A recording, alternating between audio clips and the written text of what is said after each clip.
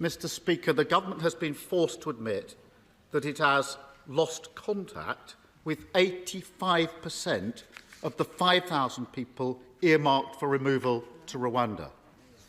Has he found them yet? Prime Minister. Mr. Speaker, what I can tell the honourable gentleman is that in spite of him blocking every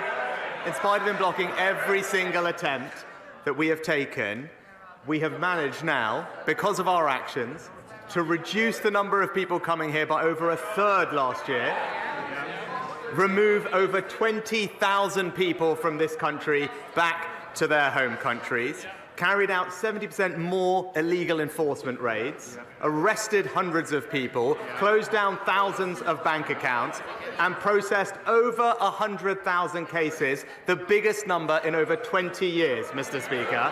That's because on this side of the House, we want to stop the boats, we have a plan, it's working, and with him we would just go back to square one. My first thought is, how do you actually lose 4,250 people? Then you remember that this is the government that scrapped HS2, but the costs are still rising by billions. This is the government that spent £400 million of taxpayers' money on a Rwanda scheme, yet can't deport a single person. And this is the government that waged a week-long war on the Greek Prime Minister for reasons known only to themselves. And suddenly you're reminded that, of course, this farce of a government could lose the people it was planning to remove. But he didn't answer the question, so I'll ask him again. Where are the 4,250 people that the government has lost? Where are they?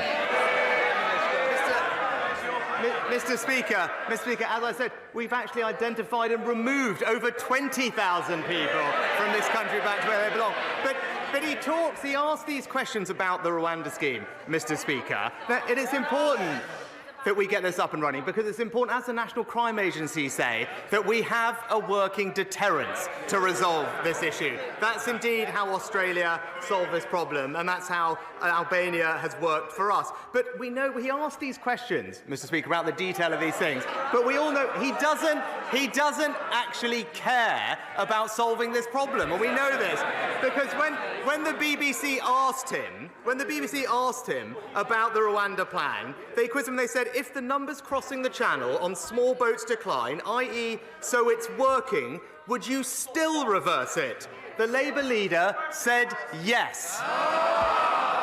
It's crystal clear he doesn't have a plan, and it will be back to square one, Mr. Speaker, spending £400 million on a plan not to get anybody to Rwanda whilst losing 4,000 people is not a plan. It's a farce. Only this government could waste hundreds of millions of pounds on a removals policy that doesn't remove anyone. Only this government could claim that it's going to get flights off the ground only to discover they couldn't find a plane. Only this government could sign a removal deal with Rwanda, only to end up taking people from Rwanda to here. But he still hasn't answered the question. So I'll try again. What progress has he made in locating the 4,250 people his government has apparently lost? He's dodged it 3 times. Where are they?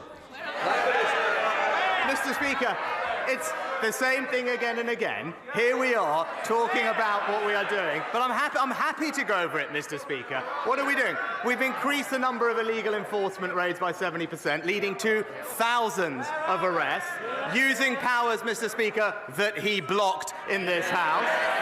We have closed down thousands of bank accounts of illegal workers, again, using powers that he blocked, Mr. Speaker. Order.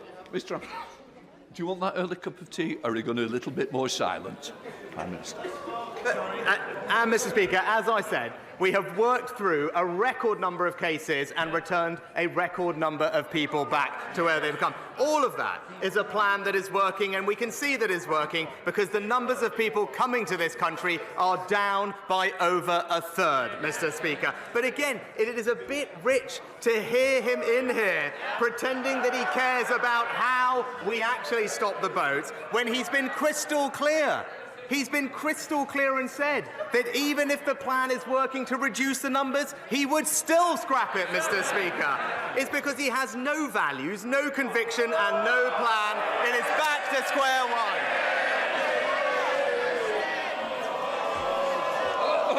No. Keir Starmer. He hasn't got a clue where they are, has he? I can tell you one place they aren't, and that's Rwanda. Because the only people who sent to Rwanda is cabinet ministers. And for all the word, the ridiculous thing is, we know the Prime Minister himself doesn't even believe in this Rwanda gimmick. He had to be talked out of scrapping the whole thing.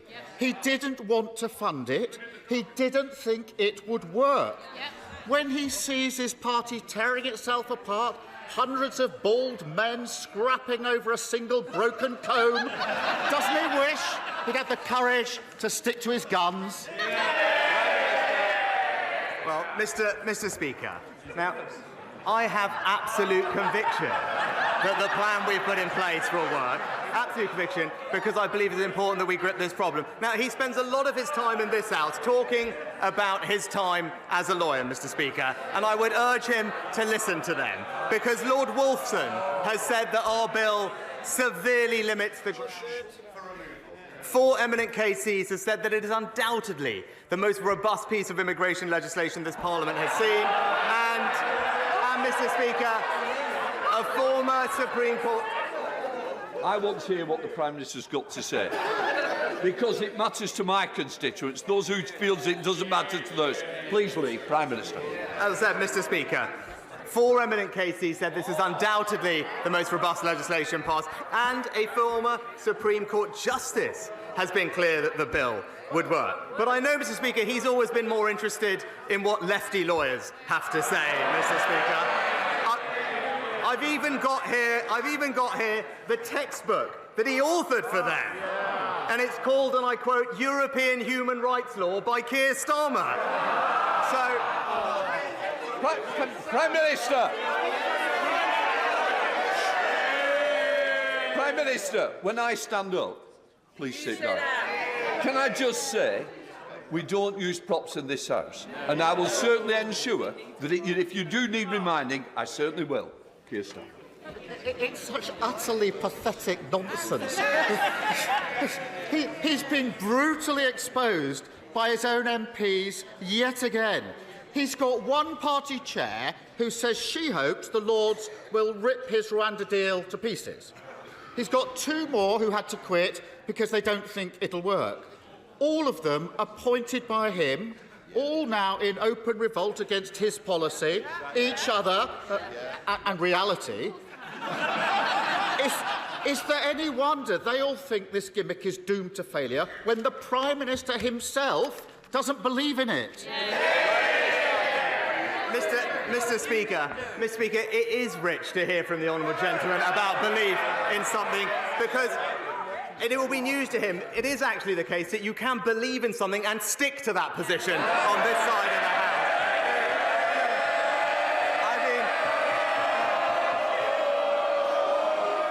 I will say to this side. Oh, hello. Somebody's jumping in from over. Can I just say it's very important. It's an important day. People want to know what's going on. So I want my constituents, just like yours, to hear what the Prime Minister's got to say. Prime Minister. Just this week, Mr. Speaker, we had another example of the honourable gentleman doing one thing, saying another, because this week he backed the Home Secretary in banning the terrorist group Hizb ut-Tahrir, despite him personally using the European Court of Human Rights to try and stop them being banned. And don't take my word for it, Mr. Speaker, the extremist's own press release said, and I quote, the Hizb ut-Tahrir legal team led by Keir Starmer. Now, I know he doesn't like talking about them because they've been a client, but when I see a group chanting jihad on our streets, I ban them, he invoices them.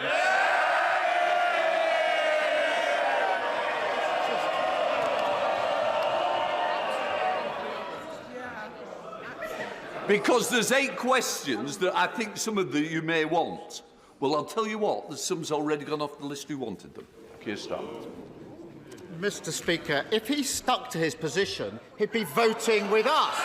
He'd be voting with us. His former Home Secretary says the plan won't work. His current Home Secretary calls it batshit. His former Immigration Minister doesn't back his plan. Even the Prime Minister himself doesn't believe in it. And last week, another of his MPs said the Tories should admit that things have got worse since they came to office, that after 14 years they've left Britain less united, the country is a sadder place. If the Prime Minister can't even persuade his own MPs that it's worth supporting him, if he himself doesn't even believe in his own policies, why on earth should anyone else think differently? Mr. Speaker, another week when it's crystal clear the honourable gentleman doesn't believe in anything and he doesn't have a plan. Now, while he talks the country down, let me update him on what's actually been happening in the past week. Inflation more than halved from 11% to 4%. Real wages rising. Real wages rising for the 5th month in a row. Last week, rates started falling and millions of people benefited from a tax cut worth £450. So while he takes us back to square one with a £28 billion tax grab, let's stick with a plan that's delivering a brighter future for Britain.